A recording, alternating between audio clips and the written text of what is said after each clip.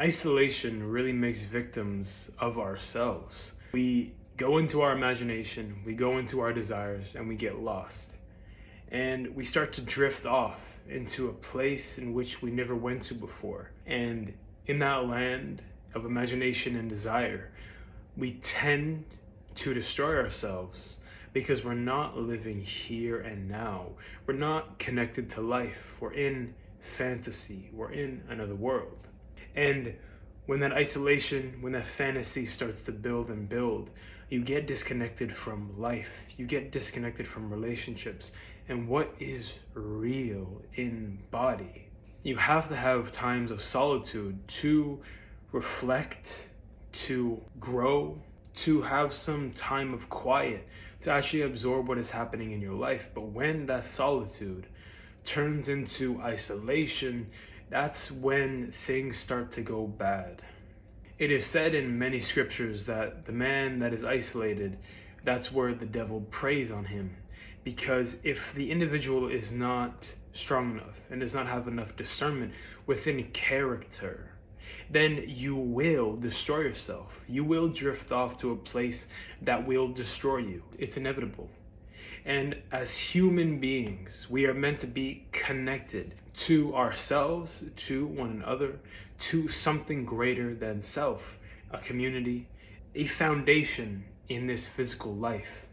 And when that solitude changes to isolation, you'll start to see that you are going to be destructive to not only yourself, but to people around you.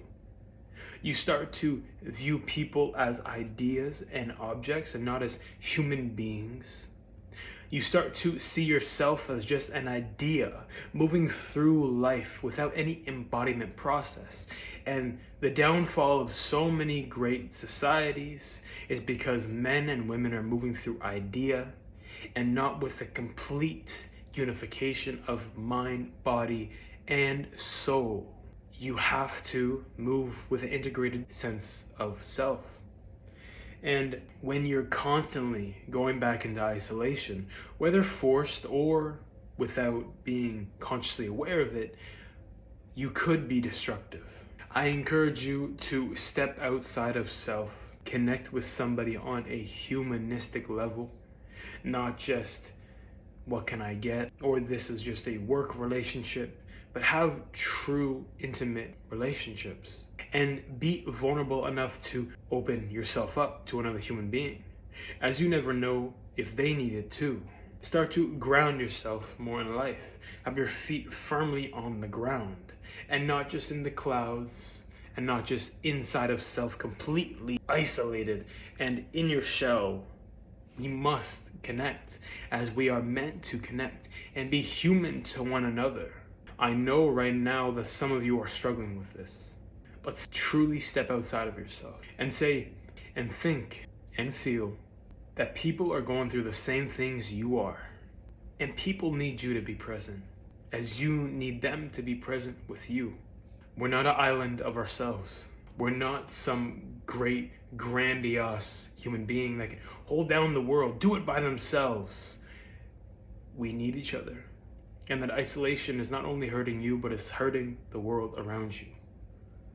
It's very arrogant to isolate yourself. It's very prideful. It's very fearful. It's all the lowest emotions that a human could embody is inside of isolation. Understand that you might need times of solitude. But after that introspection, after that growth has come from inside of you, step outside and connect again.